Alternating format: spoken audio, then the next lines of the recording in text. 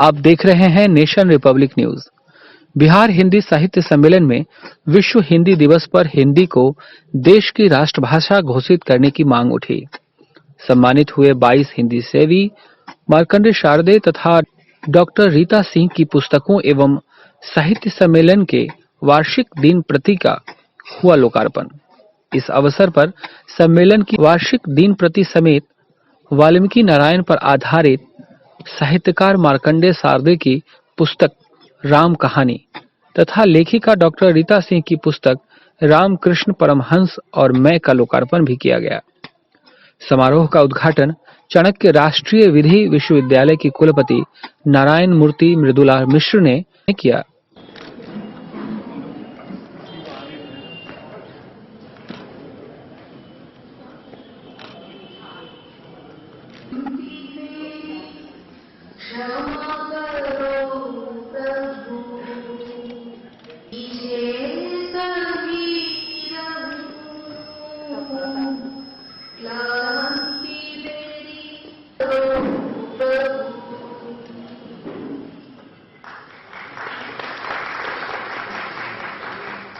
प्रस्तुत करें अंकेश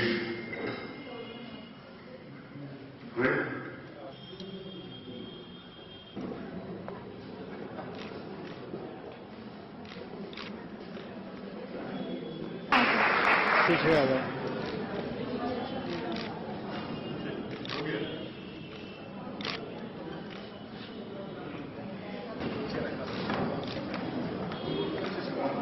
लगेगा। डॉक्टर प्रोफेसर अरुण कुमार जी को मंच पर आमंत्रित कर रही हूँ। कहाँ चली गई? बहुत बहुत धन्यवाद। प्रोफेसर उमा शंकर ऋषि जी को सम्मानित कर रहे हैं हमारे न्यायमूर्ति बिरला जी उपस्थित हैं।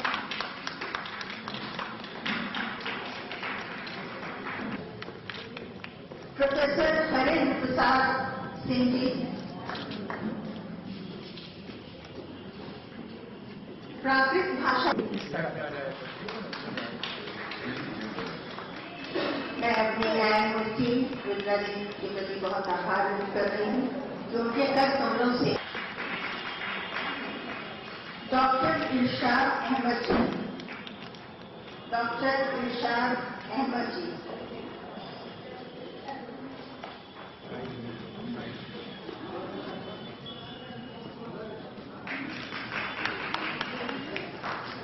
डॉक्टर रामेश्वर नाथ मिश्र बिहार जी, इधर घूम लेंगे। डॉक्टर रामेश्वर नाथ मिश्र बिहार जी,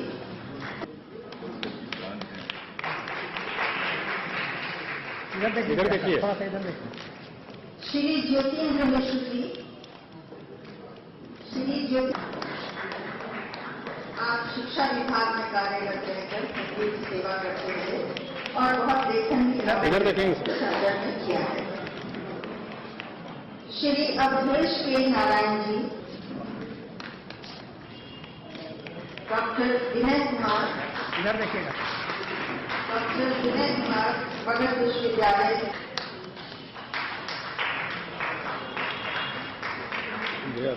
थोड़ा सा इधर देख लीजिए।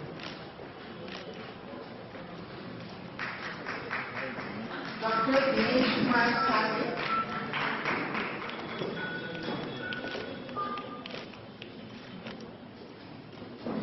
ऐसे बहुत से चिकित्सक हैं जो हिंदी के माध्यम से आज के विद्यार्थियों को पढ़ाते हैं और पढ़ाते ही नहीं है अपना। श्री मुरारी प्रसाद शर्मा जी, श्री मुरारी प्रसाद शर्मा जी, इधर देखिएगा। भैया आपका कैमरे आगे चला। हाँ, इधर देखिएगा सर, इधर देखिएगा।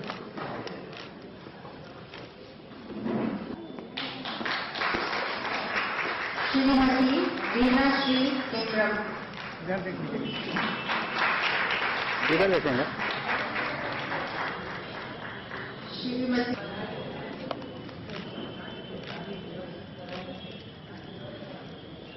इधर देखिए श्रीमती प्रेमलता सिंह। भाई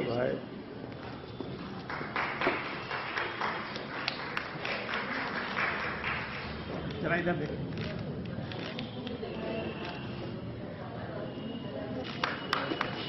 श्रीमती मुकुंद। जरा इधर देखिए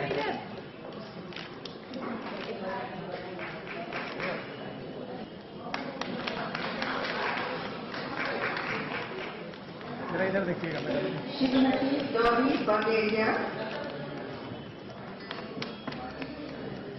युवा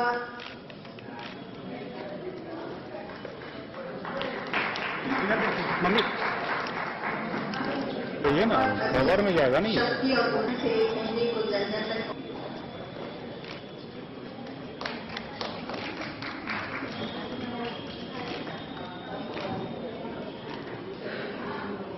करती हूँ, अभिनंदन करती हूँ।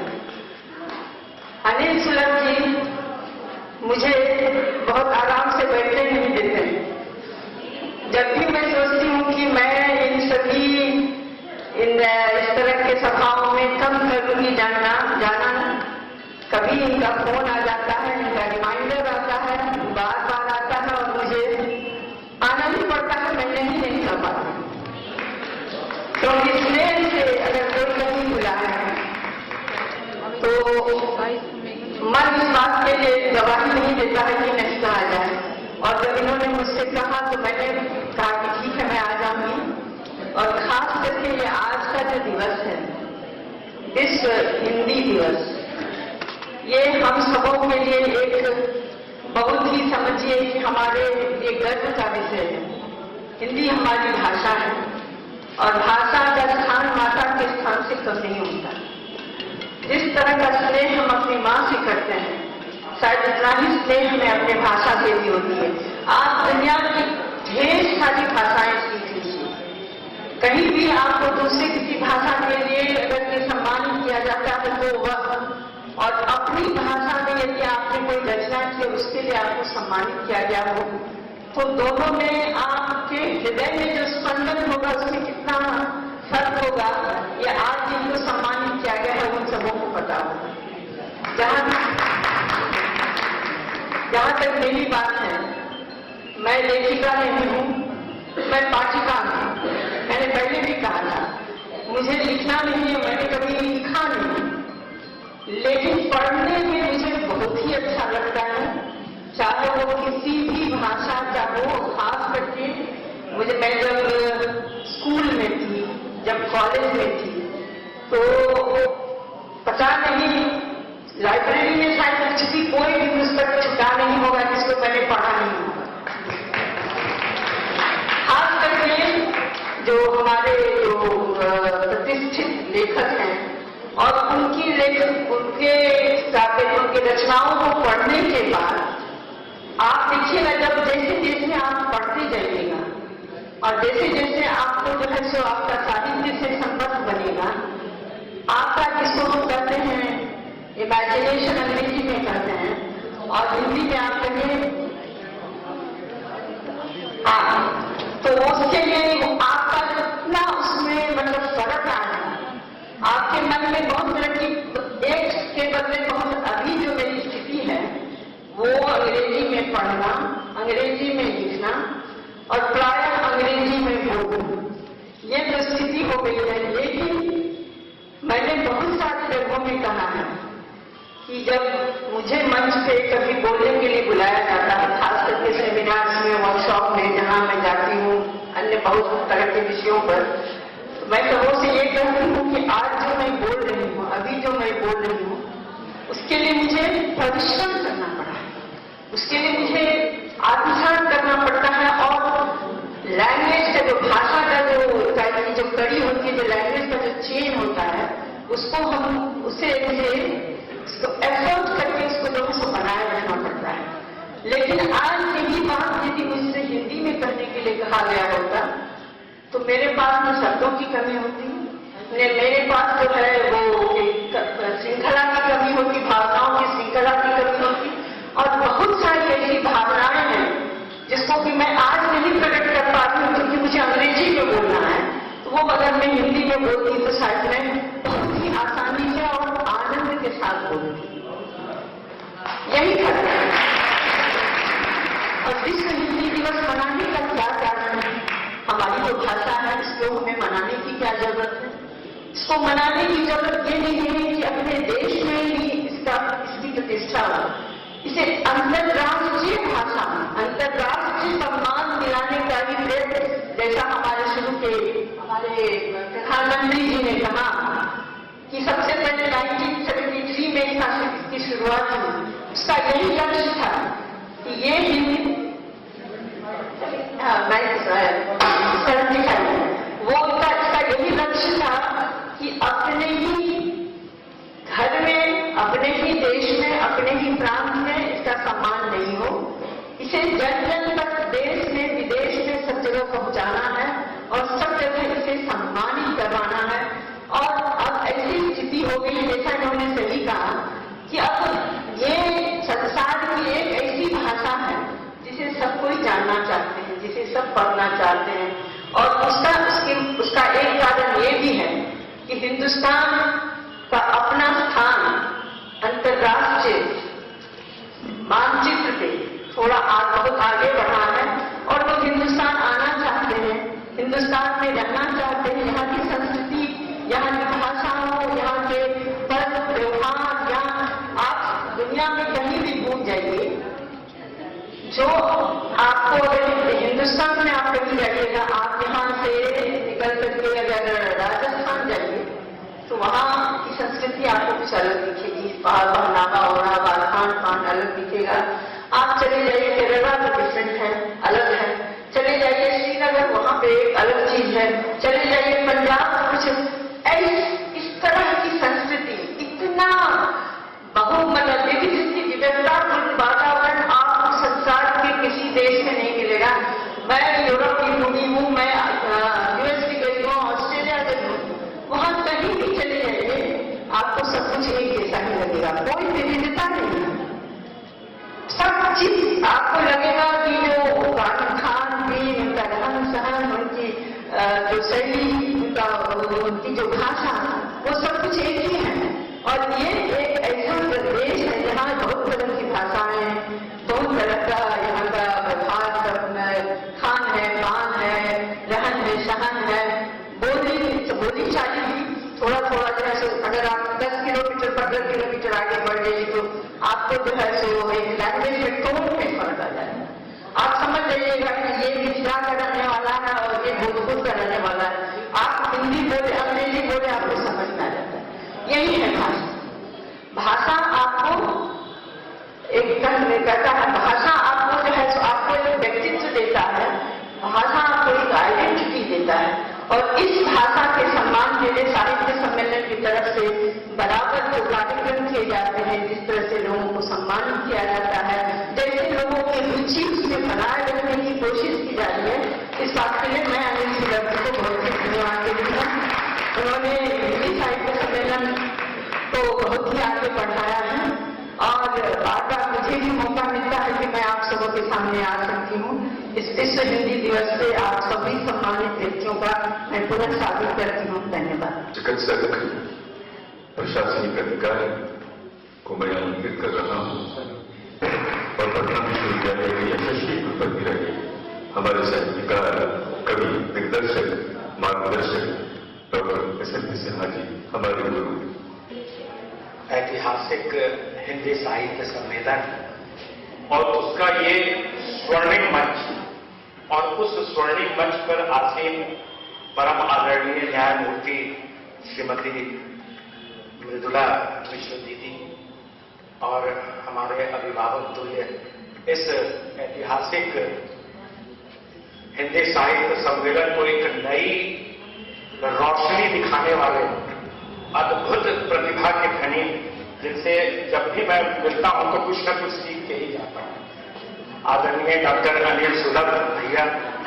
और इनका नाम क्यों, गुरु गोविंद हो खड़े दोनों तरफ, एक तरफ मंच पे बैठे सभी विद्वत गुरुजन हमारे सभागार में और मंच पे हमारे doctor Shankar Prasad sir, vice chancellor महोदय, जब सर ही उनसे पढ़े हैं तो हम लोग तो बहुत ही छोटे बच्चे हैं और तमाम गुणीजन, मैं इन सभी लोगों को प्रणाम करता हूं।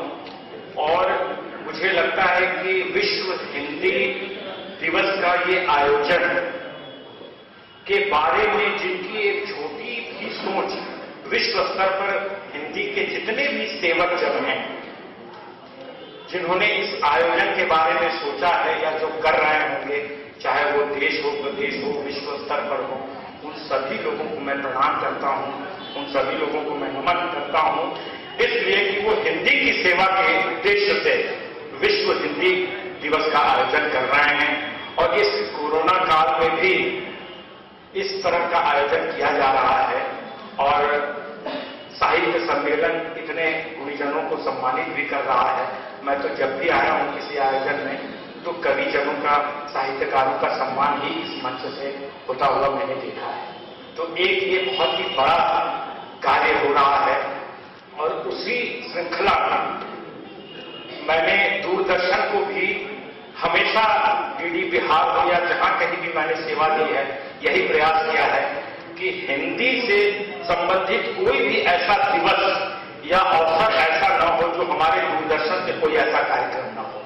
तो आज तो विश्व हिंदी दिवस के अवसर पर आप लोगों को मैं बताऊं कि हम लोग यहाँ मंच पर बैठ के कार्यक्रम में शरीक हो रहे थे, लेकिन हमारा डीडी बिहार आज के यशस्वी यहाँ के जो अध्यक्ष महोदय हैं डॉक्टर अनिल सुलभ भैया, उनका कार्यक्रम 2:30 से विश्व हिंदी दिवस के अवसर पर डीडी बिहार से प्रसारित हो रहा था। तो हमारा यही प्रयास है और आप सभी लोगों की शुभकामना डीडी बिहार को है। और मैं तो निश्चित तौर पर चूंकि सहायक निदेशक हूं, लेकिन उस कुर्सी पर बिठा के उस दायित्व का निर्वहन करने के लिए मुझे दिया गया है।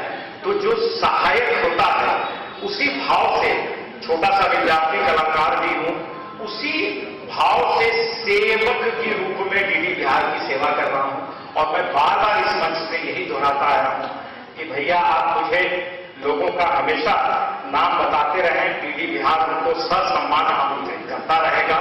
और यही उद्देश्य है दूरदर्शन आकाशवाणी का कि हमारी जो संस्कृति है, हमारी जो विरासत है, हमारी जो धरोहर है, हमारा जो साहित्य है, हमारा संगीत है, हमारी जो विरासत है, उन सभी चीजों को हम संजो कर रखें, क्योंकि वो फिर दोबारा मिलने वाला नहीं है।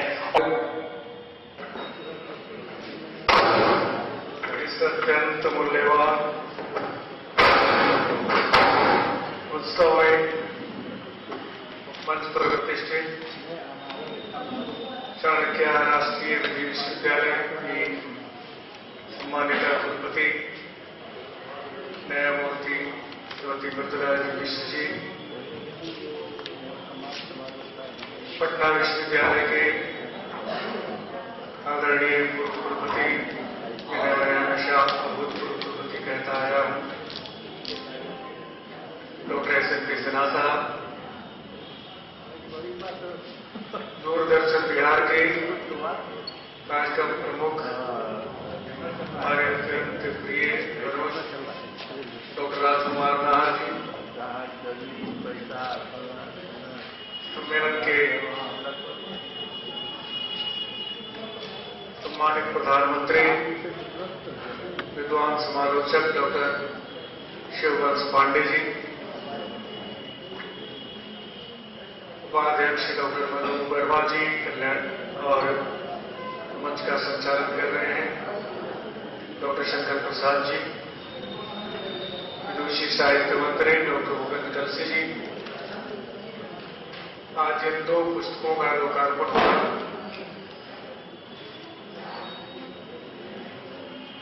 आदरणीय साहित्यकार श्री मार्कंडेय शानवीर जी और डॉक्टर अनिता सिंह जी तथा दरगाह में प्रतिष्ठित आप सभी विदुषी देवियों और विद्वान सज्जन, सबसे पहले पूरी हार्दिकता के साथ विश्व हिंदी दिवस पर आप सबको बहुत बहुत बधाई देता हूं, शुभकामनाएं देता हूं। और आपके माध्यम से विश्व में हिंदी का दिवस मना रहे सभी हिंदी प्रेमियों को भी शुभकामनाएं और बधाइयां देता हूं। आज जिन विदुषियों और विद्वानों को सम्मानित किया गया, उस सबको बहुत ही हार्दिकता से, श्रद्धाभाव से प्रणाम निवेदित करता हूं, शुभकामनाएं देता हूं।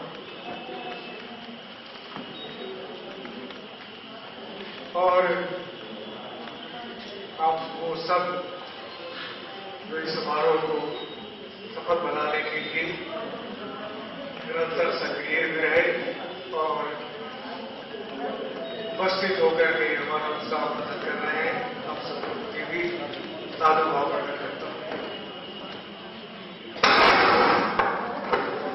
विश्व हिंदी दिवस, जैसा कि हमारे सम्मानित प्रधानमंत्री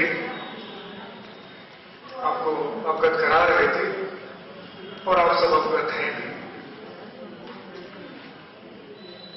1975 में जो पहला अंतर्राष्ट्रीय हिंदी सम्मेलन हुआ नागपुर में, उसकी स्मृति में, क्योंकि वो 10 जनवरी को ही हुआ था, 10 जनवरी से 14 जनवरी तक ये सम्मेलन आयोजित हुआ था, तो उसकी स्मृति में हम वर्ष 2008 से, जब से भारत की सरकार ने इसे विश्व हिंदी दिवस के रूप में अधिसूचित किया, तब से हम मना रहे हैं। तो पहला अंतर्राष्ट्रीय सम्मेलन हुआ, उसका उद्घाटन भारत की प्रधानमंत्री, तत्कालीन प्रधानमंत्री श्रीमती इंदिरा गांधी जी ने किया था और उसमें मुख्य अतिथि के रूप में मॉरिशस के तत्कालीन राष्ट्रपति सर शिवसागर रामपुराम जी उपस्थित हुए थे। और उसी सम्मेलन में यह प्रस्ताव पारित किया गया था कि हिंदी को संयुक्त राष्ट्र संघ की भाषाओं में सम्मिलित किया जाए और किस प्रकार यह निखिल विश्व में हिंदी का विस्तार हो, प्रसार हो, सम्मान हो, इसकी चेष्टा की जाए। और आपको याद करके प्रसन्नता होगी कि उसी आयोजन के मुख्य अतिथि शिवसागर राम जी ने भारत के सरकार के समक्ष एक प्रस्ताव रखा था कि अगर भारत की सरकार अनुमति देगी तो हम अंतर्राष्ट्रीय हिंदी सचिवालय मॉरिशस में आरंभ करना चाहेंगे।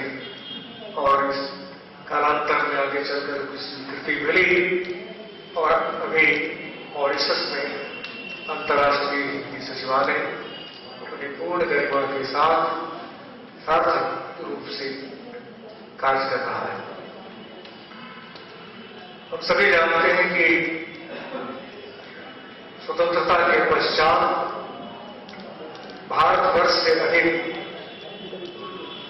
भारत के बाहर हिंदी के लिए निष्ठा से कार्य हुआ है और हम इस बात को लेकर के परितोष और प्रसन्नता नहीं, गौरव की अनुभूति कर सकते कि विश्व के 195 देशों में से 150 देशों में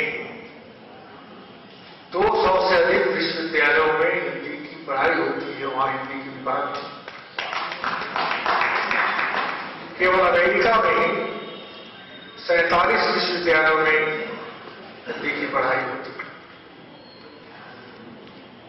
आपको इस बात को लेकर के प्रसन्नता होगी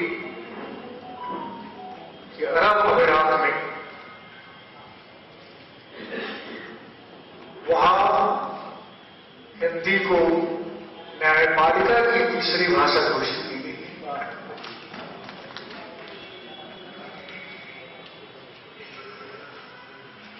दुनिया भर के सभी दूतावासों में, भारतीय दूतावासों में आज के दिन समारोह पूर्वक उत्सव मनाया जाता है।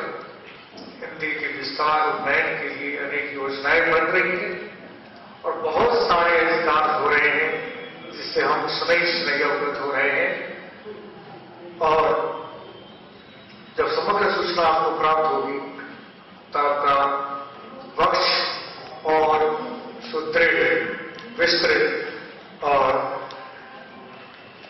सारी को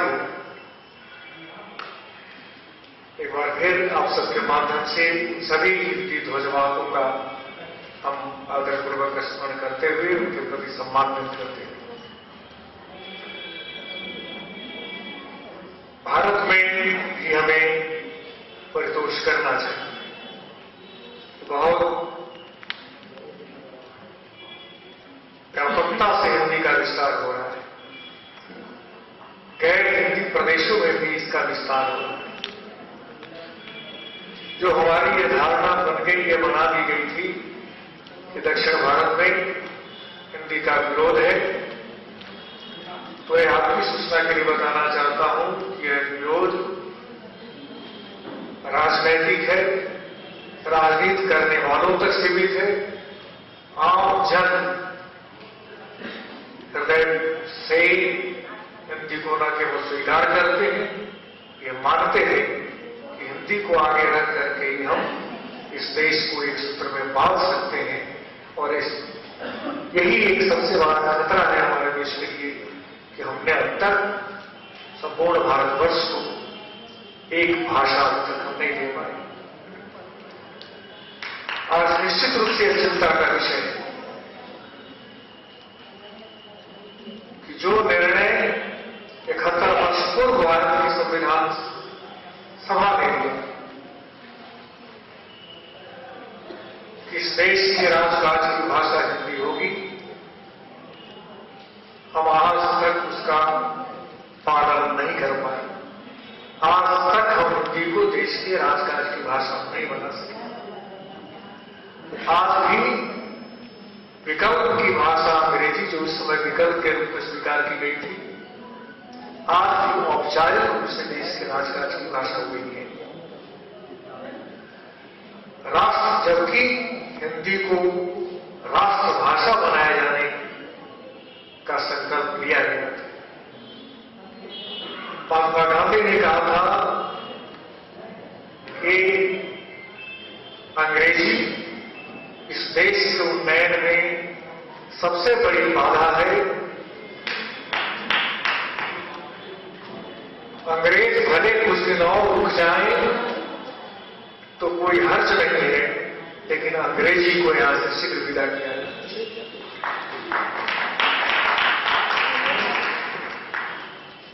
महात्मा गांधी और उस समय के सभी बड़े नेता संपूर्ण भारतवर्ष के, अखंडित भारतवर्ष के, ये सब इसके झंडा प्रणाम थे कि हिंदी को देश की राष्ट्रभाषा अविलंब बनाया।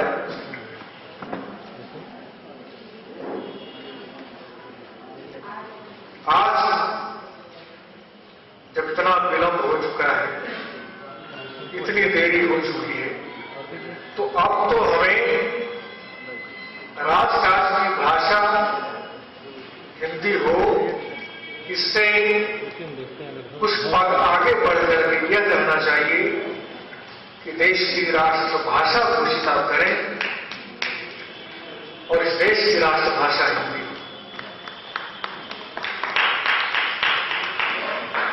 मैं समझता हूं कि इस प्रस्ताव पर तालियां कम बची।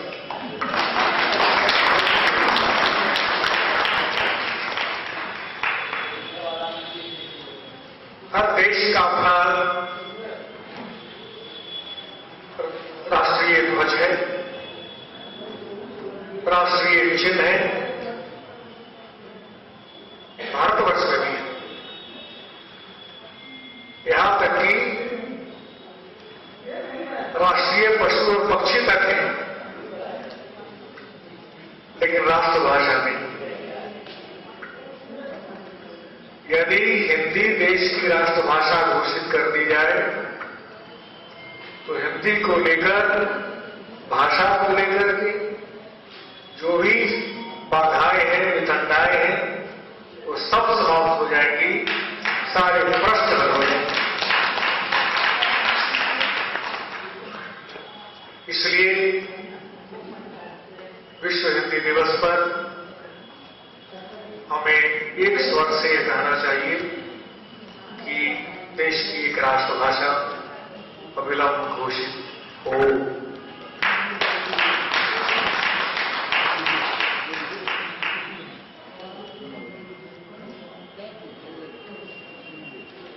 जब हम लोगों ने निर्णय लिया, आज भ्रांति है सबके मन में, अनेक लोगों के मन में आज भ्रांति। अभी भी हम लोग हिंदी को मानते हैं कि ये राष्ट्रभाषा है। अभी भी राजभाषा और राष्ट्रभाषा के अंतर को समझा नहीं है। हमें यह जान लेना चाहिए कि भारत की संविधान में राष्ट्रभाषा शब्द का उपयोग ही नहीं किया गया। राजकाज की भाषा की बात, ऑफिशियल लैंग्वेज की बात, ये शब्दावली का प्रयोग किया गया। निर्णय ले लिया कि हिंदी को देश की राजकाज की भाषा बनाएंगे, लेकिन आप सभी जानते हैं कि 2 परंतु जोड़ करके इस निर्णय को एक प्रकार से स्थगित कर दिया गया। पहला परंतु, अगले 15 वर्षों तक अंग्रेजी विकल्प की भाषा बनी रहेगी। उसके पश्चात 15 वर्षों के बाद भारत की सरकार सदन में प्रस्ताव लाकर इसमें उचित संशोधन करे। तब के लोगों ने सोचा था कि ये संशोधन करके तो कर लेंगे कि अब हिंदी हो गई राष्ट्रभाषा, लेकिन उल्टा हो गया। यह निर्णय ले लिया गया कि जब तक भारत के सभी प्रांतों की सरकारें एक स्वर में न कहें कि हिंदी ही देश के राजकाज की भाषा होगी, तब तक यथावत स्थिति बनी रहेगी। और आज उस निर्णय के 71 वर्ष बीत जाने के बाद भी यथावत स्थिति बनी। मैंने इसे समस्त भारतवासियों के लिए वैश्विक लज्जा का विषय कहा है। यह हर एक व्यक्ति के लिए लज्जा का विषय है कि उसके देश में उसके देश की कोई भाषा सरकार की भाषा नहीं है, एक विदेशी भाषा इस देश की सरकार की भाषा है। न्यायपालिकाओं में भी स्थिति वही है। तो क्योंकि हमने आरंभ में ही ऐसा निर्णय ले लिया और अब तक उसको बदला नहीं है, तो चला गया। जिगर ने एक शेर कहा कि हो चुका मुझे और बली की जिगर जिसको जितना खराब होना था। तो ये खराब तो हम लोगों ने आरंभ में ही कर लिया, लेकिन अब यह है कि हम उसमें निर्णय लेकर एक संकल्प के साथ निर्णय लेकर के इसमें आप मूलचूल परिवर्तन कर सकते हैं, बदलाव कर सकते हैं। और एक दिन ये निर्णय हो सकता है कि भारत की राष्ट्रभाषा हिंदी हो गई। मैं आपका अधिक समय नहीं लेना चाहूंगा। मैं आग्रह करना चाहूंगा, जब मैं अपना स्थान ग्रहण कर लूं तो आज जिन्हें सम्मानित किया गया है वो सब कष्ट तो होगा, लेकिन एक बार फिर सब मंच पर आ जाएंगे तो एक सामूहिक चित्र बन जाएगा। मैं बहुत ही